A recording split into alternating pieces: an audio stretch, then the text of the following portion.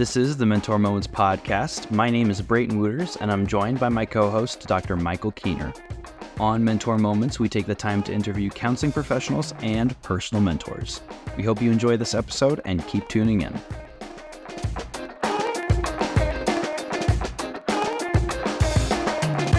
Welcome to another episode of Mentor Moments. I am so excited to have two of my former professors join us today. So we're here with Dr. Tinnesz and Dr. Kelly Ahuna.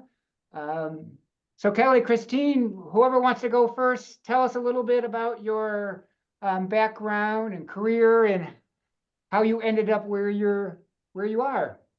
Okay, I'll go first. It's a long way looking back, but I went to college. I had no idea what I wanted to do. I majored in English because I liked to read and decided that I would get certified to teach high school English. So I did that, but while I was getting certified, I had some experiences with students who were having out of school problems, and it made me feel like it was a waste of my time to be talking to them about poetry when they were struggling with life things. So I went and got my master's degree in higher education, worked in residential life for a couple of years, decided whatever I did would be in education, so I should get my doctorate. Moved to Buffalo. I wanted to study at the University of Buffalo with a particular professor. And while I was getting my doctorate, I had a graduate assistantship in a program called Methods of Inquiry, which is how we know each other.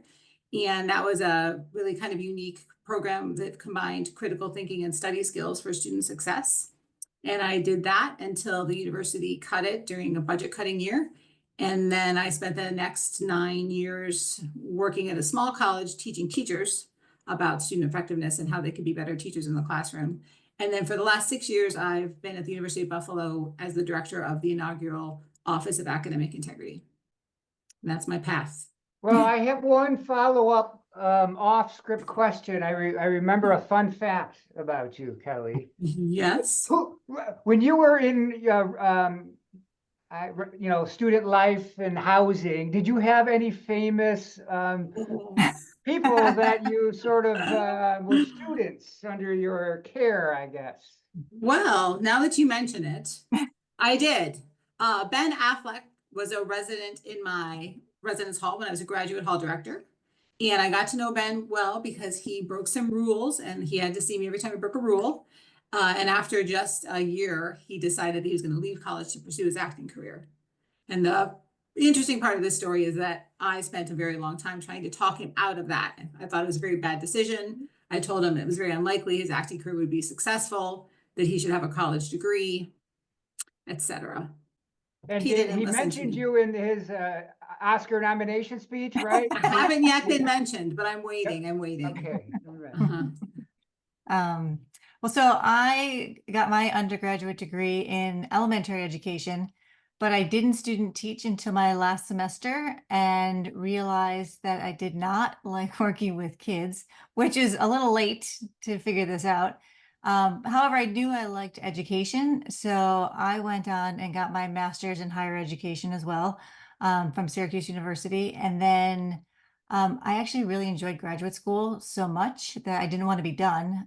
So I applied to UB to get my doctorate in education foundations and had an assistantship at Methods of Inquiry, which is where I met Kelly Ahuna, and then took over as the assistant director when we were done with our doctorates. So that's my path. So what made, I guess, higher ed appealing? I'm going off script again, just whoever. So during my summer, it's interesting because, like I said, I liked education, but during my summers when I was in college, I worked in student life at a different college. And that was just a summer job, but I really did enjoy working with student life. And I worked with all the different offices. I worked with residence life and counseling. So it was great because I really got to see all the different parts of student affairs. And like I said, I really did enjoy it. So I knew I wanted to go into higher ed somehow, but I did like the education piece. So my doctorate kind of allowed me to do both. Yeah, I think for me, it was being an RA, because when I was in college, I was an RA, and then I was a head RA when I was a senior. And so I just, when I did my student teaching, I was working with 12th graders. So we were very close in age, 3 years apart. But still, I felt I got a lot more satisfaction out of working with college students. It was sort of the right age for me, I think. Yeah, and I don't know if I knew, I know I didn't know this as a student, but I think I'm pretty privileged to be on a college campus and every year see somebody's first day of first day of college. I see, every semester somebody's grad. These are just happy milestone type years, finding their own independence and who they are and helping others sort of on their career journey. So For sure. yeah. Everyone always has, excitement the first day of class. And yeah, I agree. It's fun. Yeah, and huge growth and development typically in those years. Mhm. The difference between a freshman and a senior is immense. Yeah, I do, again, in growth and in seeing this, I do, it's pretty awesome when you get working with students and really sort of part of their journey, right? That they let you in to their growth. And again, I guess maybe that's like being a parent, not being a parent. I don't know, but that's, I guess, the closest thing I have to seeing that. So. Mhm. So thinking about your career journey, how have mentors impacted your life? Yeah, well, so it's funny. When I was at Syracuse University, my advisor was tough. And my first impression of her was that I didn't like her because she was, like I said, she was strict and she was tough. And I'll never forget, she called me at home one night and said that my paper was not good and that I could do better. And, of course, I was like shocked by this. Like, what teacher calls somebody at home in the middle of the night? And however, she made me be a better writer. She made me be a better student, and because she wanted good work. And I don't know. So I learned to actually really, really respect her and like her. And so she, like I said, she completely changed the way I looked at education, actually. Because she just, again, took that extra step to kind of challenge and push you? Yeah, I mean, and she cared, you know what I mean? She knew I could do better. I'm not sure at that time I thought I could do better, but she thought I could. And she wasn't mean when she called me, you know what I mean? She called me because she wanted to push me a little bit harder to do better. And she gave me that guidance. And so, like I said, I guess that maybe if nothing else, she made me believe in myself that I could do better. I love that story, Christine. I didn't know that story. Yeah. Yeah, yeah. When I was thinking about this question, like who have my mentors been? I remember this woman who had a huge impact on my life, who I don't think about very often, but I think about the things I learned from her very often. And her name was Harriet Mader, and she was the teacher in the classroom where I student taught. So I did my student teaching the fall semester of my senior year of college when I turned 21, and I was teaching high school seniors. And so I was, this young woman trying to figure out my life. And she was a fantastic teacher. And I just really, I loved the way, I loved her presence in the classroom. I loved the way she loved literature. Like I just really respected many things about her. And I remember one day asking her, she had two small children. And I remember asking her, like, how do you balance working and home? And she said, when I'm at work, I only think about work. My children are fine. They're at school. They don't need me. When I'm at home, I only think about home. I don't think about work. And I've really tried to emulate that. I'm not as good at it as she was, but I always I hear her voice saying that in my head. And so there are lots of things I feel like, especially because I think I was at a really impressionable age about what kind of professional I was going to become. And she had a really incredible work ethic.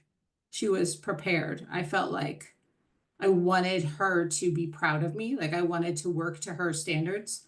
And so I knew her for a very short time. I kept in touch with her for a little bit and then we lost touch. But I really feel like I should try to find her because she has had a long-term impact on me. I think you should. Yeah, I think I should. Thanksgiving's coming up and I feel like Right, that's right. true. Thanksgiving I go. should. Yeah. Well, so I guess in general, what do you think are key characteristics of effective mentors, and or what makes the two of you good mentors? Because whether you know it or not, right? You mentored me, so answer it however you want. Well, I think you have to be a good listener. I was actually just talking to another professor about this. Like when I was in college, very few students went to office hours. You know what I mean? Which is strange. I don't know why we didn't go, but it just, people didn't go unless they were really, really having a problem. But now more students do come to office hours, which is great. And so, but I think as a teacher, mentor, or whatever, you have to be a good listener and be willing to accept what they say too. You know what I mean? If they don't like something, or if they're struggling with something, to listen to, you know, why that is. And as the mentor professor, not take it personally, but like I said, be reflective too on ourselves. And I don't know. So I think, and then also kind of what Kelly was saying, like you have to be a good example. You know what I mean? You need to walk the walk if you're gonna talk the talk. So Yeah, I totally agree. I think being good at what you do is like a number one thing. But I also think you have to care about the people as much as, if not more than, the process. yeah. You know what I mean? Like, the work will get done. It doesn't have to get done the way you want to do it. You have to kind of trust in the people to, do things as well as you could. Like, meet those high expectations. Like I was talking about, wanting Harriet to be proud of me, like giving people the opportunity to make you proud of them because you give them latitude and responsibility. I appreciate that. It's been, whether we want to acknowledge it or not, 21 years since I was a GA for the Methods of Inquiry program. That's crazy. Oh my gosh. Yes. In general, that I'm old enough now where no matter what time period I'm reflecting on, it seems very positive and happy. And again, I think I've been very fortunate that I've had a good life. But again, it just like in happenstance too, just like I never thought I would be a doc student. And so then to be a full-time doc student, and then being in the Methods of Inquiry program, and I didn't even know if I knew for sure when I first started that I was going to be a college professor, but just watching the two of you teach, how you responded to students in the classroom, whether they were challenging students or very successful students, how you sort of managed the office and sort of the various people there. And then again, like you said, just you were open to our ideas, or if I said, hey, let's write an article, you said, sure, let's do it. Or I don't know. So, and just, I guess what I appreciate both of you for, was just your in-depth knowledge of the topic, and just really makes me think when I teach, do I know what I'm teaching to the same level of what Kelly and Christine did, right? Just that you could really think, right? How we want our students to think with the material, think with the knowledge, become a critical thinker, as you will. So. Well, I know we might touch on this later, but I think both Kelly and we're always willing to learn, you know what I mean? And accept feedback. I don't think neither she nor I have big egos. So, we want to learn, and by learning, if we have to change things up, that we're okay with that.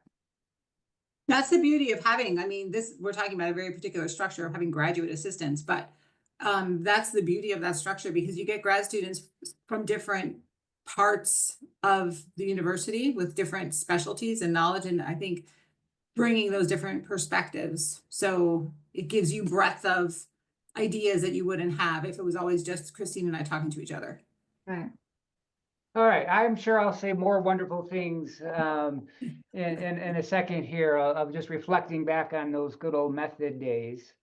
But and again, maybe you alluded to this, sort of having this open mindset. But so in our world that's changing rapidly, how do you stay adaptive as a leader?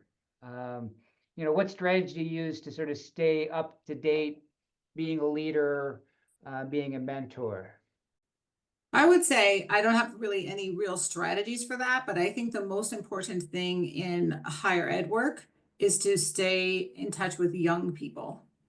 You know what I mean? To try to understand generational differences, and in a non-judgmental way, which is not always easy, because, there are some pretty significant, I think, generational differences. But to, try to not look at them as deficits, but just differences, and really understand the students that you're working with. So, and I think for me, I've been able to know young people in my personal life. My children are young adults, and, I have lots of young people, but I see the divide, kind of happening. And then I think technology is a huge part of it. You have to, if artificial intelligence has taught us anything, you have to Yeah. stay abreast of the technologies. You don't have to necessarily keep in touch with the lingo. I did just hire someone who will be 25 on November 10th. And I asked him, do you mind doing this, certain task? And he says, cool, yo. I'm not sure if it's cool, yo, or cool, yeah. Cool, yeah, cool, yo. One of those two things he says to me. I take it as a yes, sure.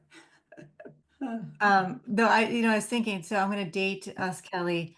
So Kelly, when he first started, use the overhead projector. Yes, we did. I loved it. Yes, and it was hard to switch over to PowerPoint. Like I remember we were like, oh God, like we don't really know what we're doing with PowerPoint. Christine, you're the one you got me to do it. But I remember it being tough, like because we didn't know what we were doing. And now, now we're switching again, like trying to incorporate more AI stuff. So I think, like you said, some of it's just generational. You don't want to be the outdated professor. You know what I mean? So part of it's that, but part of it, I mean, like with AI, I feel like I'm constantly reading stuff about how to incorporate it into my classroom, and the AI stuff is just moving so fast. I'm still always feeling like I'm one step behind. And UB offers a lot of like professional development stuff. And sometimes I think they're even still one step behind, So my student actually showed me a video he made. They have to make a video presentation for next week. And he showed me his today. And I told them that they can use AI to help. It was fantastic. Like I was like, holy moly. And I asked him like forward this to me, tell me what site you use. I had never even heard of this video software that he used, but so I'm learning from him, and so it was awesome.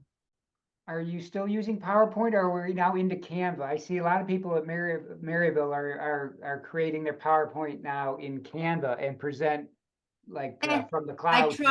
It's funny. I tried to switch some of it over to Canva and I didn't love it. And so I just made better PowerPoint slides. So I don't think Canva, it's all the same type of stuff. Yeah, it's all the same, but just I guess, the format and to me, Yeah. sometimes Canva, I'm getting off topic here. It's easier to keep like colors formatted the same. Like if you have, like if you want to use the UB blue and whatever Yeah. white versus it's easier to sort of, anyways. Yeah, Canva's a little more. I recently saw Christine do a presentation at a faculty development a couple months ago, and I was impressed by your slides, Christine. Oh, that was PowerPoint. They were impressive. Oh, thanks. In my opinion. So I guess I want to dive into a little bit about methods of inquiry, because again, that was impactful in my life, and it really sort of, again, that metacognition and helping us really what is studying, what is learning. So tell our listeners a little bit about the methods of inquiry program. You want me to do it? Yeah. So there was a woman named Susan Shapiro who gets all the credit for creating this very unique program. It was a combination of cognitive psychology and philosophy, and with the sort of underlying belief that you can't critically think about something if you don't understand it well first. And so all these study skills, helping students with reading techniques and note-taking techniques and mock exam techniques and a whole bunch of things to help them really understand their coursework. And students got to work on those skills with what we called a monitor. And so they would come weekly and they would practice the note-taking technique in their other classes, and they would practice the reading technique. So it was very applied kind of class. And then we would launch into different critical thinking structures, something called the elements of thought, the 6 thinking hats, and try to get students like, now when you have a judgment, what we like to call level 4 question back in the day, how do you think through to make something about which there's not a right answer? How do you reach your best answer? And that's what the class was. And it was a fabulous class. We were saying you really need it now in society. Yeah. Because critical thinking is so important. I mean, if you just look at the election, you know what I mean? Just critically thinking about the issues facing the election. I mean, just that in and of itself, people don't know how to critically think. It might not be as important as the election, but when you were talking about AI, the generative AI, we still need to be able to analyze the output to make sure that it's not an hallucination or, Right. so, even though it may make things easier, we still need that, I guess that skill. You're always going to have to critically think about things to live your best life. So that was the goal. Right. And I think that's the, like you said, to live your best life. Like, I think people go through life sometimes not thinking at all, just, rash judgments. And so, yeah, if you want to truly live your best life, then you need to really break things down, think about it, think about your point of view, the assumptions you make, all that good stuff. Well, so now you're getting into a little more of the technique. So is there a topic that you love to teach, or a topic that you really see pertinent to like professionals, in the world? I mean, besides being able to critical think and kind of sort through arguments and making a judgment. I actually just spent a week talking about point of view, judgment, and data. And I do love that. I did my class that I teach is a writing and speaking class. So it's not a ton of, it doesn't really have to do with that kind of thing. But I feel like it's point of view and the assumptions you make and the data you analyze is important to any field. So that's my love. Yeah, I would say the same thing. And I mean, there are certain habits of mind that are related to these things, like intellectual humility. And back to the Ben Affleck story of me telling Ben that he shouldn't leave college to pursue his acting career. Me thinking I know best, that's intellectual arrogance. And I think most people are prone to that. You believe your thoughts are the right thoughts. And so I think trying to help people identify their own assumptions and analyze them and other people's assumptions, I really think that's enormously helpful in life. And I was thinking about it, data is tough these days. It really is, because you don't know what's fake news and what's not sometimes. You know what I mean? So it's really tough. It's tough knowing what's real. I guess I'm switching topics slightly because I'm thinking about, I don't know if this is all that appropriate, but we can lead a horse to water, but we can't make it drink, right? Yep. And so I think that's the piece of like teaching study habits to students. So like good students think that they don't need the help because they've gotten good grades, and maybe the poor students have the difficulty of seeing their blind spots, or so again, I don't know what my question is, but I don't know, any insights from teaching study skills to students and seeing them, I guess, embrace it. I mean, I would just say, I think it is the natural response when you try to teach somebody a skill. Resistance is kind of the natural response. I don't want to take notes that way, or why should I have to do it that way? And that's why I think the critical piece to the Methods of Inquiry program was the weekly monitoring, because students, their assignment was to try it. If you just say, this is a good idea, you should do it, it will help you.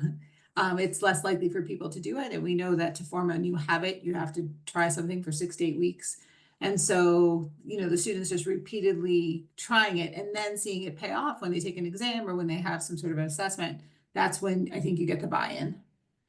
So I just ran into somebody walking across campus the other day. She's a professional in our School of Management, and she yelled Dr. Ahuna and came running over and said, I took your class in 2003, I think she said.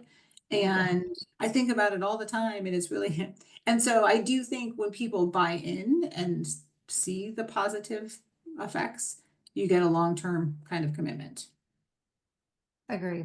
I say force, but by forcing them to try it, they see that, oh, wow, this really does help. And then, so then they buy in. So, and I agree, when I was a student, I used to go to workshops, like how to be a better note taker. And when you're there, it sounds great, but then you leave it and then, you don't do it on your own. So I agree. That was the best part about methods, I think, is that it exposed students to so many different study techniques, and then they got to see what worked for them. Yeah, that's one of the things that, again, I thought was unique. It was mastery learning as well. So there could be multiple times to sort of get to that mastery point, and then, again, getting the peer feedback from the monitors as well. So I'm going to put the two of you on the hot seat a little bit. So what part of methods of inquiry do you still use? Do you use study habits when you're learning new things? Do you sort of preview what you read? Do you highlight less and write? How do you write your questions? And how are you still using it in your current roles? So like I said, I teach point of view assumptions. We talk about data. That's just class stuff. But personally, it's funny. I always have previewed, like I preview magazines, I preview text, but even before I knew anything about methods. So I felt like almost like when got into methods of inquiry, like, oh, wow, I'm doing the right stuff. So, and yes, and I also, when I was a student, I used to highlight big, long sections because I thought that's what you're supposed to do. And then, but so I still highlight stuff. Like when I'm doing it for, like I'm reading, Kelly, what's the book that you were doing for your book study? The AI book? Mike just bought it. I forget it's called Teaching with AI. AI. Talking Teaching with about, yeah. AI. Yeah, Anyways, yeah. I'm highlighting stuff in that, like, keywords as I go through it. So, Mhm. so yeah, so I still definitely use parts of it for sure. Mhm. Yeah, I think when I left methods and I went to my other job teaching students who wanted to be teachers, it was a huge learning curve for me. Like I was revisiting the stuff that I'd studied in college a long time ago. And when I took this job at the Office of Academic Integrity, which was a new office, it was an enormous learning curve for me. So I feel like in both those situations, I was kind of a student again. And I did that. I read things and I wouldn't say I wrote questions in the margin, which is what we encouraged in methods of inquiry, but I would write the keywords in the margin, very sparingly highlight the keywords. Kind of thing, like those kinds of things I've internalized. But I think anytime you learn something new, now I default to like, what's the best, most efficient way I can learn this and keep it? And that's the methods stuff. Mm-hmm.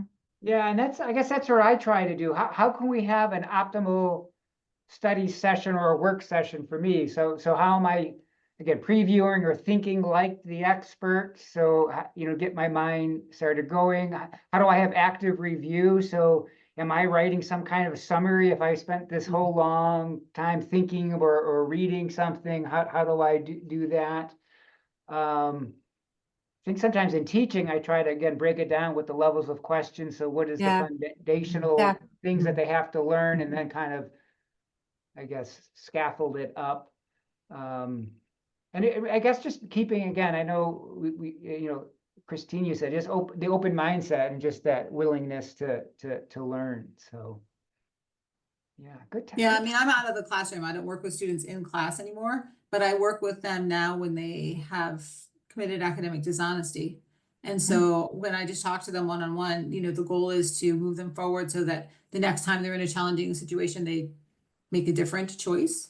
So for me, a lot of it is like levels of questions, like Right. getting them to the judgment question and helping them think through that. And part of elements of thought, one of the thinking techniques we taught was extrapolating out consequences.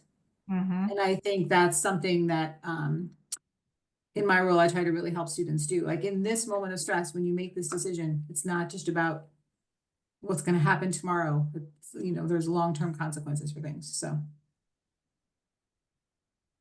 Well, this has been a fascinating conversation, and I guess I just want to now really turn it over to you one last time. Do you have any mentor moment tip for our listeners? What's your take-home message that our listeners can chew on after they're, done listening to our conversation?